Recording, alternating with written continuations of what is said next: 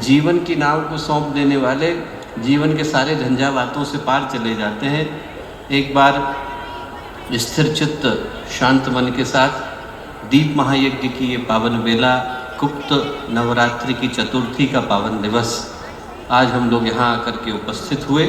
एक बार शांत मन के साथ ये भाव रखते हुए कि पूज्य गुरुदेव, वंदनीय माता जी, माँ गायत्री, उनकी अनुकंपा हमारे जीवन को सम्यक दिशा की ओर लेकर के चल रही है।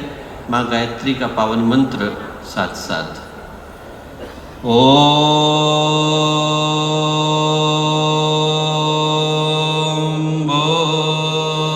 भूर्भुवः स्वः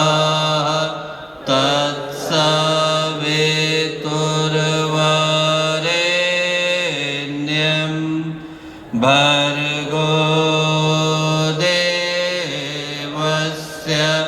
धीमहि